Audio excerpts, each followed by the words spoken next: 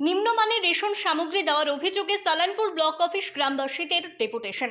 সালানপুর ব্লকের বিভিন্ন রেশন ডিলারদের বিরুদ্ধে খারাপ রেশন সামগ্রী দেওয়ার অভিযোগ তুলে সালানপুর ব্লক অফিসের সামনে বিক্ষোভ দেখালো বড়াভুই গ্রামের বাসিন্দারা।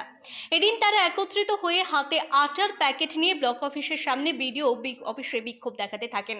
তারা অভিযোগ করেন রেশনের নামে অখাদ্য আটা গলায় ঠুসে দেওয়া হচ্ছে।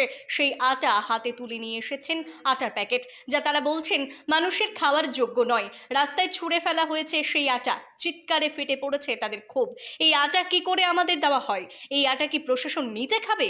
দিনের পর দিন, মাসের পর মাস পশ্চিম বর্ধমানের রেশন ব্যবস্থা গরিব মানুষের সঙ্গে প্রতারণার এক কদর্য খেলায় মেতেছে। সালানপুরে এই অভিযোগ নতুন নয়, বারবার অভিযোগ উঠেছে, সংবাদপত্রে খবর হয়েছে, অভিযোগ জমা পড়েছে, কিন্তু ফলাফল কি? প্রশাসনের তরফে পরীক্ষা হয়েছে আর সেই আটাতে দেওয়া হয়েছে ক্লিন চিট। এই কেমন পরীক্ষা যার ফলাফল গরিবের পেটে আগুন জ্বালায়? তারা চিৎকার করে বলছে এই আটা বিডিও সাহেবকে খাওয়ানো হোক, তবেই বোঝা যাবে এর মান কতটা নিচে। এই কথাই শুধু ক্ষোভ নয়, রয়েছে প্রশাসনের দায়িত্বহীনতার প্রতি তীব্র কটাক্ষ। রেশন ডিলারদের ওপরও তাদের আঙুল উঠেছে। কেন এমন নিম্নমানের সামগ্রী বিতরণ হচ্ছে? তারা দাবি করছে মানসম্মত রেশন, স্বচ্ছ ব্যবস্থা আর দায়িত্বশীল প্রশাসন। বড়াভুই গ্রামবাসীরা সোমবার বিডিও অফিসের সামনে আটার প্যাকেট হাতে বিক্ষোভ দেখায়। বিডিওকে স্মারক লিপি দিতে গেলে বিডিও দুজনকে আসতে বলে। অবশেষে বিডিও অফিসের বাইরেই তারা স্মারক লিপি ও আটার প্যাকেট ছাটিয়ে দেয়।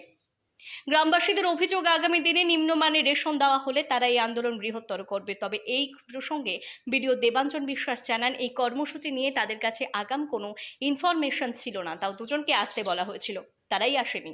এই প্রসঙ্গে ফুড ডিপার্টমেন্টের সাব ইন্সপেক্টর বিনেশ্বর রায় জানান, এর আগেও তারা অভিযোগ করেছিল, সেই অভিযোগের ভিত্তিতে আটার নমুনা সংগ্রহ করে টেস্টে পাঠানো হয়েছিল।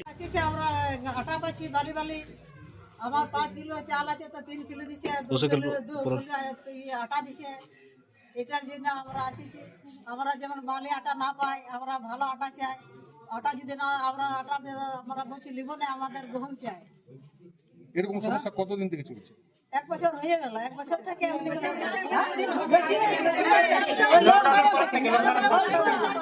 লকডাউন। কি চাইছেন এখন আপনি? এখন আমাদের ভালো চাল চাই। আজকে প্রথমত কোনো ডেপুটেশনের প্রায় নোটিশ আমাদের কাছে ছিল না। আর ডেপুটেশন এলে আমাদের এখানে অবশ্যই সেটা নেওয়া হয় এবং তাদের মানুষের কথা শোনা হয়। আমরা এখনো পর্যন্ত কাউকে ফিরিয়ে দিয়েছি বা কারোর কথা শুনিনি, এটা ঘটেনি। আর যে কমপ্লেনটা এসছে সেটা নিয়ে আমাদের ফুড এসআই আছেন, উনি একটা ইনকোয়ারি করেছিলেন এবং সেখান থেকে স্যাম্পেল নিয়ে সেটাকে ব্যুরো রিপোর্ট, সঠিক বার্তা।